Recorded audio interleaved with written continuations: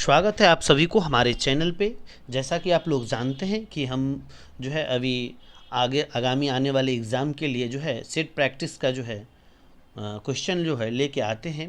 तो ये जो सेट प्रैक्टिस होगा, ये सेट प्रैक्टिस नंबर तीसरा होगा। इससे पहले भी हमने 2 बना चुका हूँ।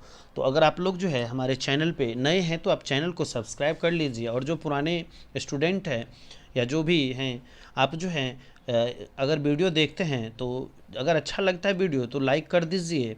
और अगर आपको कहीं लगता है कि हमें बदलाव की ज़रूरत है या कहीं हमको गलती हो रहा है तो आप उसे जो है कमेंट बॉक्स में ज़रूर कमेंट करेंगे, ताकि हमको जानकारी मिले कि आप लोगों को अगर लाइक ज़्यादा होंगे तो वीडियो अच्छा है, अगर कमेंट्स ज़्यादा है तो कहीं ना कहीं हमको सुधार करने की ज़रूरत है।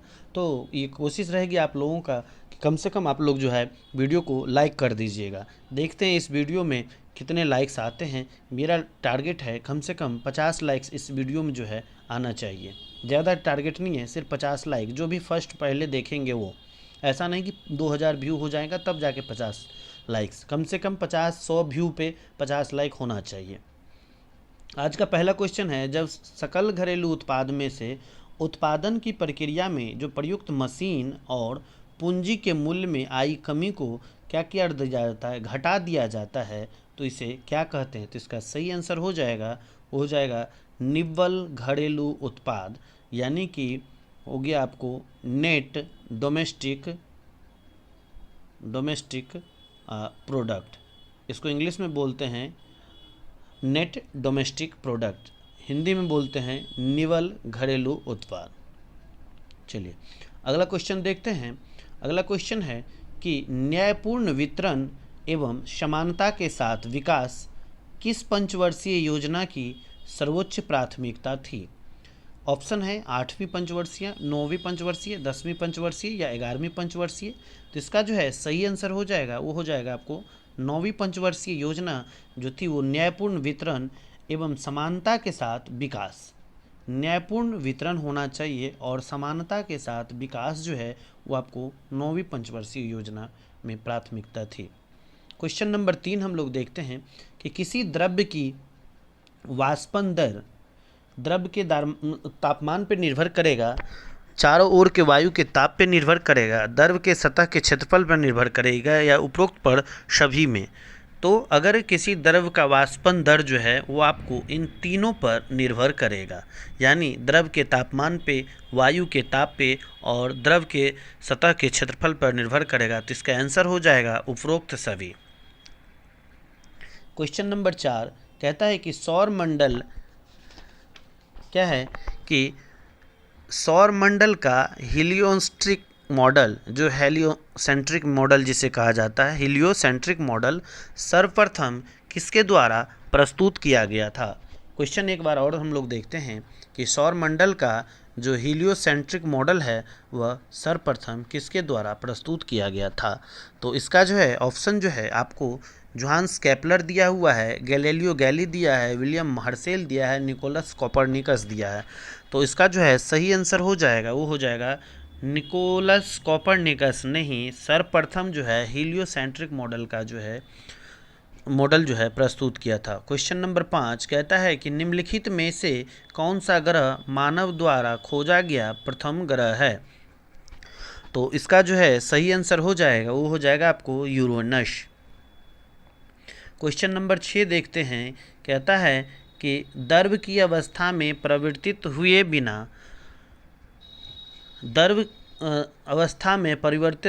बिना अवस्था से सीधे गैस अवस्था में बदलने की प्रक्रिया को क्या कहा जाता है? क्वेश्चन एक बार और हम लोग देखेंगे कि द्रव के अवस्था में परिवर्तित हुए बिना द्रव की अवस्था से सीधे गैस अवस्था में, क्वेश्चन एक बार हम लोग फिर से देखेंगे। क्वेश्चन में हिंदी में त्रुटि है कि द्रव अवस्था में परिवर्तित हुए बिना अवस्था से सीधे गैस अवस्था में बदलने की प्रक्रिया को क्या कहा जाता है? तो इसे ऊर्ध्वपातन कहा जाता है, सब्लिमेशन कहा जाता है, इसको सब्लिमेशन कहा जाता है। अगला क्वेश्चन है क्वेश्चन नंबर 7 कहता है कि लट्टू को घुमाना किसका एक उदाहरण है? या जो लट्टू होता है ना, उस लट्टू को घुमाना किसका उदाहरण है? तो यह अभिकेंद्रीय बल का एक उदाहरण है। अगला क्वेश्चन है क्वेश्चन नंबर 8 कहता है कि किसी अभिक्रिया में भाग लेने वाले पदार्थ क्या कहलाते हैं।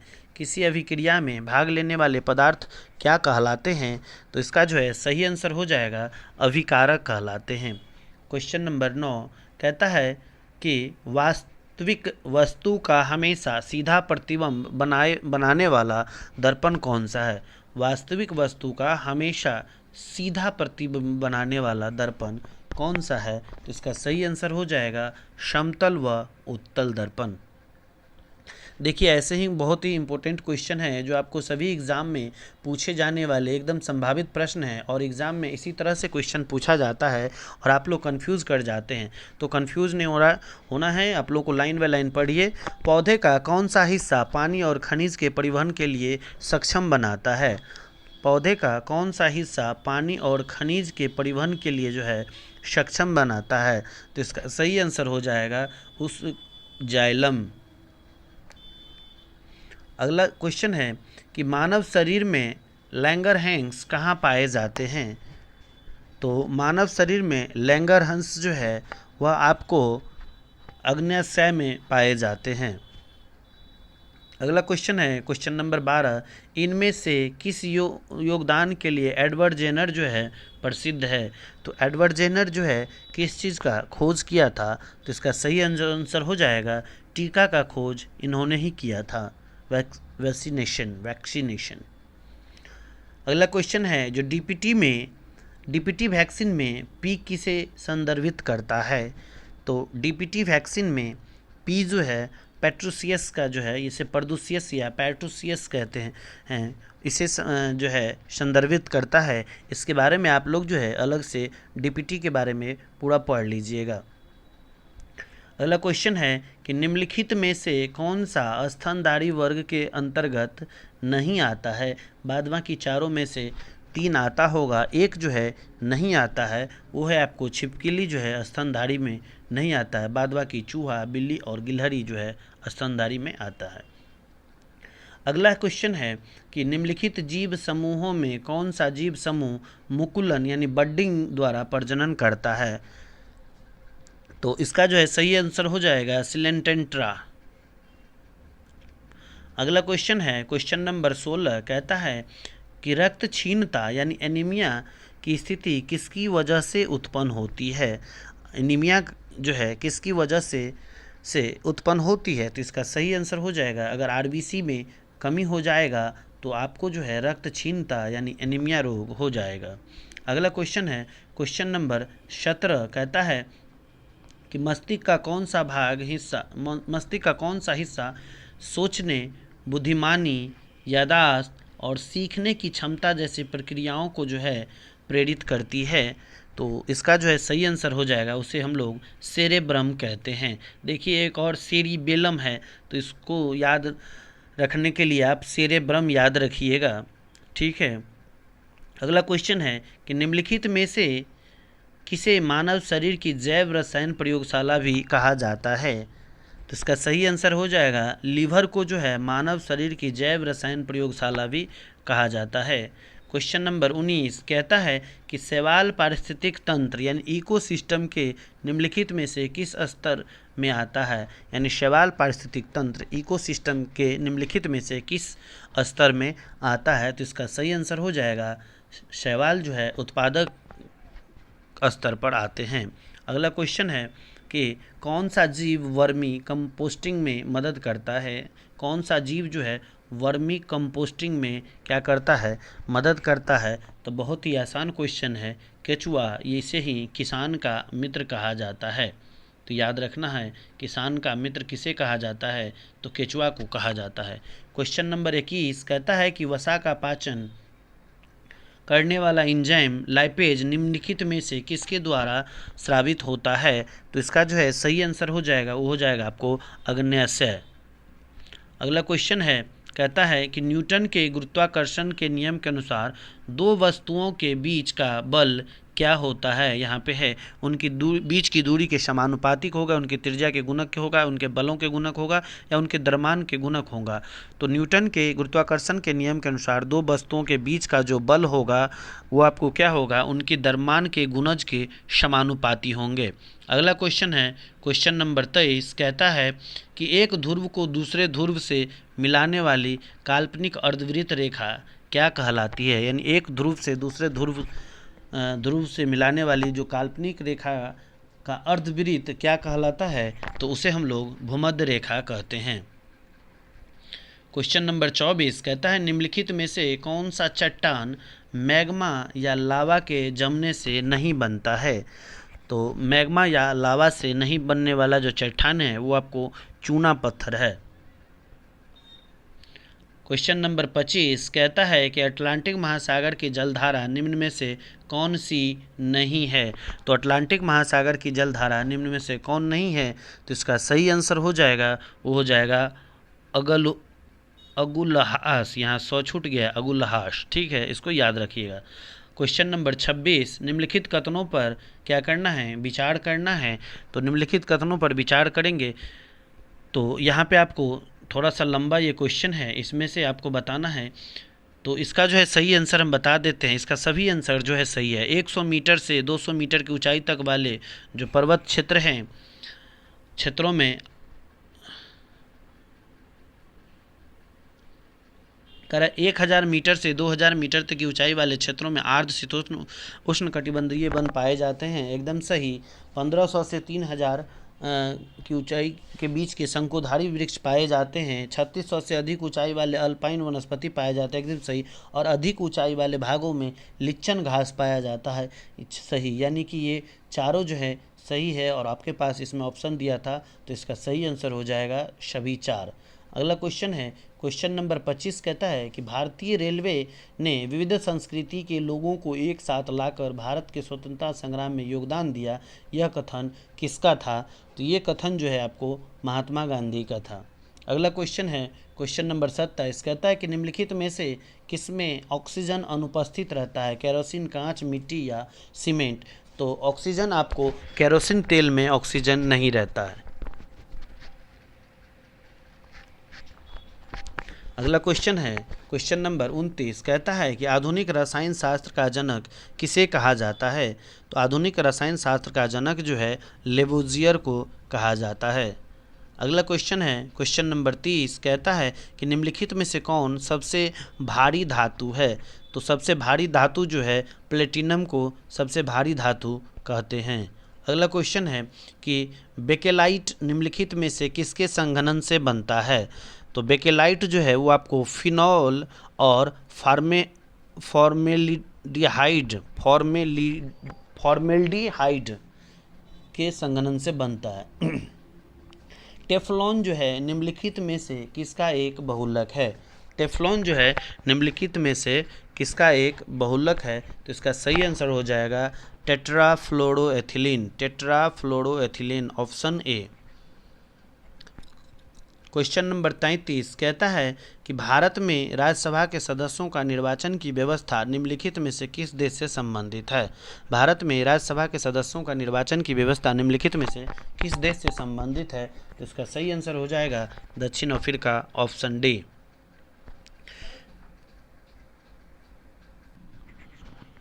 चलिए अगला क्वेश्चन है क्वेश्चन नंबर 34 कहता है कि अंतर्राज्यीय परिषद इंटर स्टेट काउंसिल के गठन का प्रावधान भारतीय संविधान के किस अनुच्छेद में वर्णित है। अनुच्छेद 262, अनुच्छेद 263, अनुच्छेद 266, अनुच्छेद 267।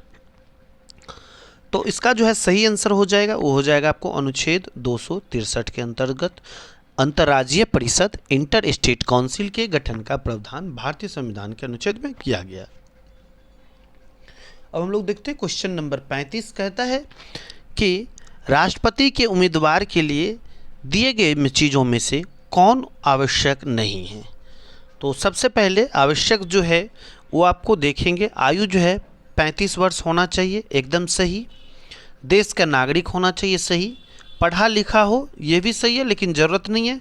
लोकसभा के सदस्य चुने जाने की योग्यता रखता हो, ये भी सही। तो इसका मतलब है कि आवश्यक नहीं है, ज़रूरी नहीं है कि वो पढ़ा लिखा ही हो, ठीक है, लेकिन ये 3 चीज़ें एकदम ज़रूरी है। तो इसका सही आंसर हो जाएगा सी। क्वेश्चन नंबर 36 हम लोग देखते हैं। कहता है कि सरकारी सेवाओं, क्वेश्चन है कि सरकारी सेवाओं में अनुसूचित जाति जनजाति के अभ्यर्थियों के लिए पदोन्नति में आरक्षण की व्यवस्था किस संविधान संशोधन अधिनियम के द्वारा किया गया था। क्वेश्चन ये बहुत ही इंपॉर्टेंट है, एक बार फिर से देखेंगे कि जो अनुसूचित जाति है और जनजाति है के अभ्यर्थियों के लिए पदोन्नति में आरक्षण का जो व्यवस्था है वह किस संविधान संशोधन अधिनियम द्वारा जो है लागू किया गया था। तो इसका सही आंसर हो जाएगा, वो हो जाएगा 83 यानी 83वां। अगला क्वेश्चन है कि भारत के संदर्भ में निम्न में से कौन धर्मनिरपेक्ष शब्द का सही भाव जो है व्यक्त करता है। तो इसका जो है सही आंसर हो जाएगा कि राज्य में यानी भारत में राज्य का कोई धर्म नहीं है। ये जो है आपको धर्मनिरपेक्ष शब्द का भाव एकदम सही व्यक्त करता है। अगला क्वेश्चन है क्वेश्चन नंबर 38, कहता है कि यदि भारतीय संघ में एक नए राज्य का अगर सृजन किया जाए, नए राज्य का अगर गठन किया जाता है तो संविधान के किस अनुसूची का संशोधन करना पड़ेगा। तो इसका जो है सही आंसर हो जाएगा, वो हो जाएगा प्रथम अनुसूची में ही इसकी चर्चा है। अगला क्वेश्चन है क्वेश्चन नंबर 29, कहता है कि संसदीय शासन व्यवस्था में वास्तविक कार्यपालिका की जो शक्ति है वह किसके पास होती है या किस में निहित है। बहुत बार क्वेश्चन पूछा जाता है। तो इसका सही आंसर हो जाएगा, वो हो जाएगा आपको प्रधानमंत्री। क्वेश्चन एक बार और, जो भारतीय शासन व्यवस्था है उसमें जो वास्तविक कार्यपालिका की शक्ति किसके पास है, वो आपको प्रधानमंत्री के पास है। चलिए अगला क्वेश्चन है क्वेश्चन नंबर 40, कहता है कि जो क्षेत्रीय परिषदों का सृजन हुआ, ऑप्शन है राष्ट्रीय विकास परिषद द्वारा, संसद कानून द्वारा, संविधान द्वारा या सरकारी संकल्प द्वारा। तो देखिए सरकारी संकल्प तो ऐसे भी कुछ नहीं होता है। उसके बाद संविधान द्वारा जो क्षेत्रीय परिषद है ये भी नहीं हुआ है, लेकिन क्षेत्रीय परिषद का सृजन जो है वो आपको संसदीय कानून द्वारा हुआ है। तो इसका सही आंसर हो जाएगा बी। अगला क्वेश्चन है क्वेश्चन नंबर 41, कहता है कि विष्णु पुराण निम्नलिखित में से किस वंश से संबंधित है। मौर्य वंश, आंध्र सातवाहन वंश, गुप्त वंश, उपयुक्त में से सभी। तो जो विष्णु पुराण है वो आपको मौर्य वंश से संबंधित है। बहुत बार क्वेश्चन पूछा जाता है विष्णु पुराण जो है किससे संबंधित है, मौर्य वंश से संबंधित है। अगला क्वेश्चन है कि सर्वप्रथम दिल्ली के अमीरों का दमन, जो दिल्ली में अमीर थे उनका दमन, यानी सर्वप्रथम दिल्ली के अमीरों का दमन निम्न में से किस शासक के द्वारा किया गया था। तो इसका जो है सही आंसर हो जाएगा, वो हो जाएगा आपको इल्तुतमिश के द्वारा किया गया था। अब हम लोग देखेंगे क्वेश्चन नंबर 43, क्या कहता है कि निकोलो कांटी निम्न में से किस शासक के समय जो है विजयनगर आया था। निकोलस कांटी एक व्यक्ति थे, वह किसके शासक के समय में विजयनगर आया था। तो बहुत ही इंपॉर्टेंट क्वेश्चन, देवराय प्रथम, इसको याद रख लीजिएगा। निकोलस कांटी, देवराय द्वितीय भी ऑप्शन में रहेगा तो कन्फ्यूज़न नहीं करना है। अगला क्वेश्चन है कि द्वितीय आंग्ल मैसूर युद्ध के समय भारत का गवर्नर जनरल कौन था। जो द्वितीय आंग्ल मैसूर युद्ध हो रहा था उस समय भारत का गवर्नर जनरल कौन था। तो इसका सही आंसर हो जाएगा वारेन हेस्टिंग्स। बात करेंगे क्वेश्चन नंबर 45 का, कहता है कि भारत के चावल के कटोरों का क्षेत्र के नाम से कौन जाना जाता है, यानी किस क्षेत्र को भारत का कटोरा का यानी चावल का कटोरा कहा जाता है। तो इसका सही आंसर हो जाएगा जो कृष्णा और गोदावरी का जो डेल्टा क्षेत्र है उसे भारत के चावल के कटोरे के नाम से जाना जाता है। आइए क्वेश्चन नंबर 26 में देखते हैं क्या है। 46 में रेडियो कार्बन तिथि निर्धारण विधि से किस चीज़ की आयु का पता चलता है। जीवाश्म, चट्टान, भवन व पर्वत। क्वेश्चन है रेडियो कार्बन तिथि निर्धारण विधि से किसकी आयु का पता चलता है। तो इसका सही आंसर हो जाएगा जीवाश्म का। क्वेश्चन नंबर 47 कहते हैं कि जो पीने के पानी को शुद्ध करने के लिए निम्नलिखित गैसों में से किसे प्रयोग में लाया जाता है? फ्लोरीन, क्लोरीन, सल्फर डाइऑक्साइड या कार्बन डाइऑक्साइड। क्वेश्चन है पीने के पानी को शुद्ध करने के लिए निम्नलिखित में से किस गैसों में से जो है प्रयोग में लाया जाता है? तो इसका सही आंसर हो जाएगा क्लोरीन। अगला क्वेश्चन है क्वेश्चन नंबर 48, NSG की स्थापना कब की गई थी? नेशनल सिक्योरिटी गार्ड की स्थापना कब की गई थी? ऑप्शन है 1948, 1984, 2010 और 1965। ऑप्शन भी आपको इसी प्रकार मिलेगा ताकि आप 1984 की जगह 1948 न मार दें। तो इसका जो है सही आंसर हो जाएगा 1984 ईस्वी। अगला क्वेश्चन है क्वेश्चन नंबर 49। एक आपको यहाँ पे मिलान करना है। क्वेश्चन नंबर 49 में क्या करना है, आपको यहाँ पे सभी के सामने जो है जगह भूमि दिया हुआ है, आपको क्या करना है उन व्यक्तियों के साथ उनको मिलान करना है। तो इसका जो है पहला जो विजय घाट हो जाएगा वो हो जाएगा लाल बहादुर शास्त्री के साथ। ठीक है, विजय घाट लाल बहादुर शास्त्री हो गया। अभय घाट जो है आपको मोरारजी देसाई हो गया। उसके बाद जो है चैत्रा भूमि जो है वो आपको BR अम्बेडकर साहब के लिए हो गया और कर्म भूमि जो है वो आपको शंकर दयाल शर्मा का हो जाएगा। चलिए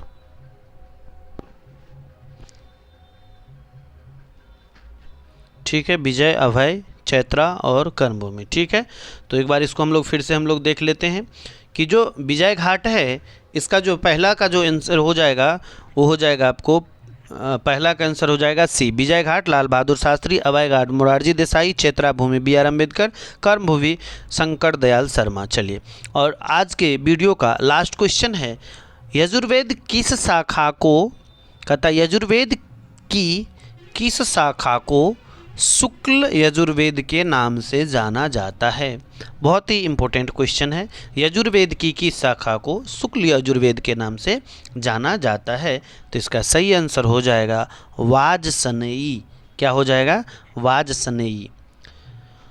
चलिए, आप लोगों को एक बार और फिर बेस्ट ऑफ लक आप लोगों के नेक्स्ट एग्ज़ाम के लिए। बस हमारी मेहनत आपको अच्छी लगी हो तो आप लोग को कुछ नहीं करना है, आप लोगों को क्या करना है, लाइक करना है, शेयर करना है। अगर अच्छा वीडियो नहीं बना है, क्या गलती रह गई, उसके लिए आप लोगों को कमेंट करना है और हमें सपोर्ट करने के लिए आप लोग जो है चैनल को सब्सक्राइब ज़रूर करेंगे। धन्यवाद, मिलते हैं अगले वीडियो में।